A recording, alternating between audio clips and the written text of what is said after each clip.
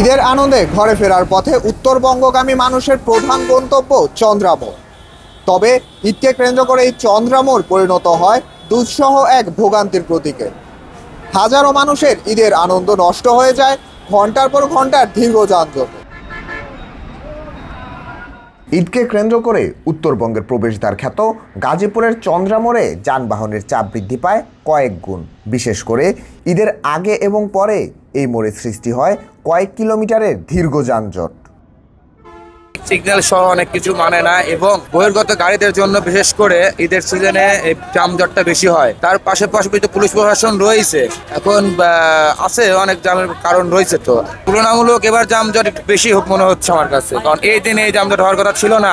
জামে পড়লে 8-10 ঘন্টা থাকা লাগে। জীবন অবাক না করলে কে করবে? 28% মিল্ক ফ্যাটের অবাক করার সাথে ফ্রেশ মিল্ক পাউডার। জীবন অবাক করুক প্রতিদিন।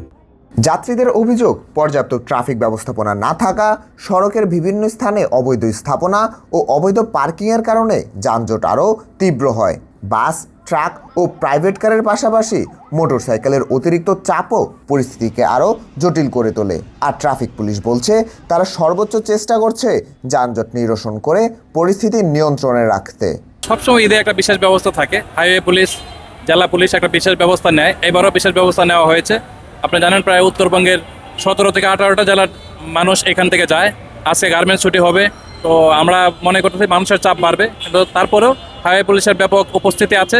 আমরা আশাবাদী যে আমরা খুব ভালোভাবে নির্বিঘ্নে মানুষকে পার করে দিতে পারবো। দেখেন এখানে বিআরটি এর একটা মোবাইল টিম আছে, জেলা প্রশাসনের মোবাইল টিম, ম্যাজিস্ট্রেটরা আছেন।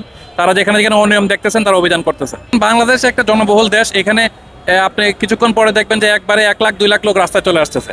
অনেক সময় সব কিছু ম্যানেজ করা যায় তা না, তবে আমাদের প্রচেষ্টা অব্যাহত আছে যেন জিনিসটা সুন্দর থেকে সুশৃঙ্খল থাকে।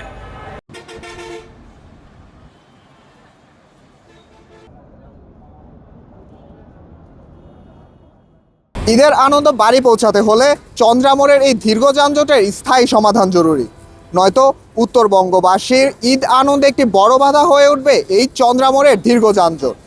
ইয়াকুব আলী মোল্লা, নাগরিক প্রতিদিন, গাজীপুর।